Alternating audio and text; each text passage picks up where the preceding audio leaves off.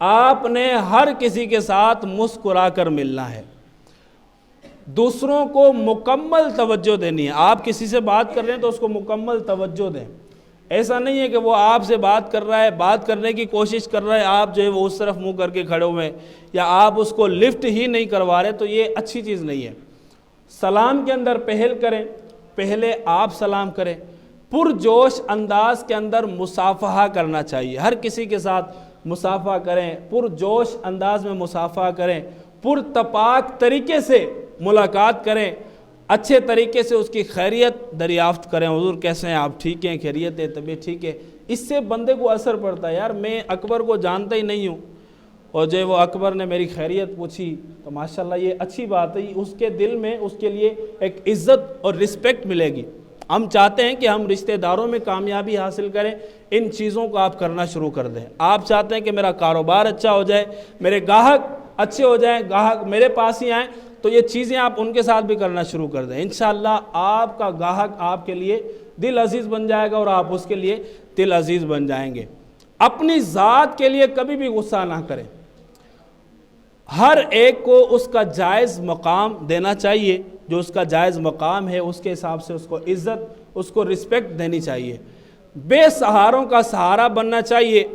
ضرورت مندوں کی ضرورت کو پورا کرنا چاہیے، غم زدوں کے غموں کو دور کرنا چاہیے، اور بڑوں کا احترام کرنا چاہیے، چھوٹوں پر شفقت اور مہربانی کرنی چاہیے۔ تو یہ چیزیں ایسی ہیں کہ جو انسان کو دل عزیز بنا دیتی ہیں، اور یقین مانیے کہ یہ تمام عادات ایسی ہیں کہ جو ہمیں ہر دل عزیز بنا سکتی ہیں، اور ہر دل عزیز بننے کا ایک فائدہ یہ بھی ہوگا کہ ہمیں اس کو نیکی کی دعوت دینا آسان ہو جائے گا، ہم ہر کسی کو نیکی کی دعوت دے سکتے ہیں۔ ہمارے اسلاف کے مقبول عام کی وجہ یہ بھی ہے، آپ اولیاء کرام کی سیرت کو جب پڑھیں گے، اللہ تبارک و تعالیٰ کے اولیاء سے لوگ کیوں جانا چاہتے ہیں، ان کی طرف لوگ کیوں ان سے ملنا چاہتے ہیں، ان کی مزارات پر کیوں جانا چاہتے ہیں، تو ان کی ایک وجہ یہ بھی ہوا کرتی تھی کہ وہ بہت ملنسار ہوا کرتے تھے، خوش اخلاق ہوا کرتے تھے، لوگوں کے ساتھ حسن اخلاق کرنے والے تھے، اور لوگوں کی مدد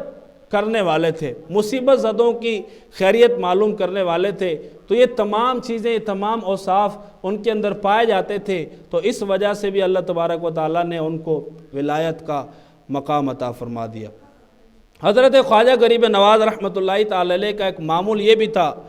کہ آپ ساری رات اللہ تبارک و تعالیٰ کی عبادت میں مصروف رہا کرتے تھے، اور آپ رحمۃ اللہ تعالی علیہ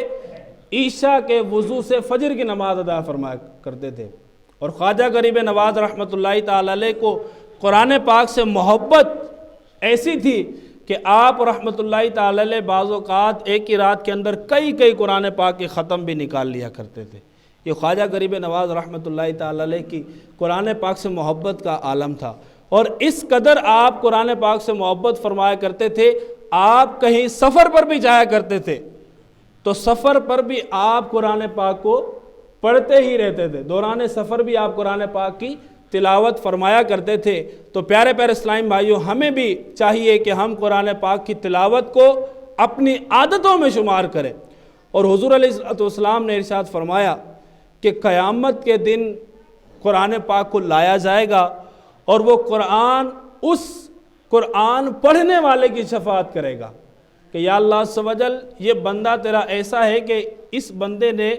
دنیا میں میری تلاوت کی، مجھے پڑھتا رہتا تھا، مجھ سے محبت کرتا تھا، تو یا اللہ عز و جل تو اس کو عزت والا حلہ پہنا دے۔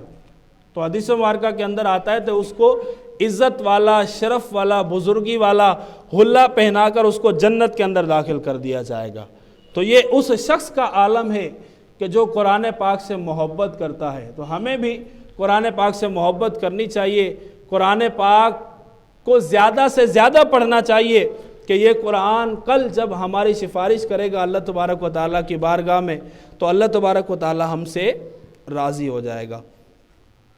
پیارے اسلام بھائیوں، حضور خواجہ غریب نواز رحمۃ اللہ تعالی علیہ کے لباس مبارک میں بہت سادگی نظر آیا کرتی تھی۔ آپ کا لباس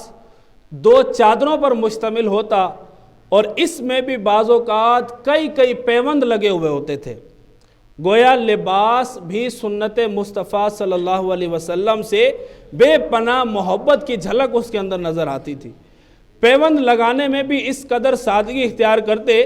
کہ جس رنگ کا کپڑا میسر ہوتا آپ اسی کو شرف بخش دیا کرتے تھے۔ جو لباس حضور خواجہ غریب نواز رحمۃ اللہ تعالی علیہ کے مبارک جسم پر ٹچ ہو جائے وہ لباس بھی یقیناً بڑا خوش نصیب لباس ہے۔ تو یہ ان کی سادگی کا عالم تھا۔ تو پیارے پیارے اسلامی بھائیوں، حضور خواجہ غریب نواز کے خلیفہ حضرت قطب الدین بختیار کاکی رحمۃ اللہ تعالی علیہ فرماتے ہیں کہ میں اپنے پیر و مرشد کے ساتھ بہت عرصہ رہا۔ فرماتے ہیں کہ میں کئی برس تک حضور خواجہ غریب نواز رحمۃ اللہ تعالی علیہ کی خدمت میں رہا۔ میں نے کبھی بھی حضور خواجہ غریب نواز رحمۃ اللہ تعالی علیہ کو یہ نہیں دیکھا کہ آپ نے کسی کا عیب مجھ پر ظاہر کیا ہو۔ آپ لوگوں کی پردہ پوشی فرمایا کرتے تھے، لوگوں کے عیبوں کو چھپانے کی کوشش کیا کرتے تھے۔ تو ہمیں بھی چاہیے کہ اپنی زندگی کے اندر سادگی کو اپنائیں اور اپنی زندگی کے اندر حضور خواجہ غریب نواز رحمۃ اللہ تعالی علیہ کی سیرت کو لے کر آئیں۔ تو میرے میٹھے میٹھے اسلامی بھائیوں، آنے والے 6 رجب کو خواجہ غریب نواز رحمۃ اللہ تعالی علیہ کی چھٹی دنیا بھر میں منائی جاتی ہے۔ تو ہمیں بھی اپنے گھروں کے اندر اس کا اہتمام کرنا چاہیے، بالخصوص حضور خواجہ غریب نواز رحمۃ اللہ تعالی علیہ کے ایصال ثواب کا اہتمام کرنا چاہیے، ان کی زندگی کو پڑھنا چاہیے اور ان کی زندگی پر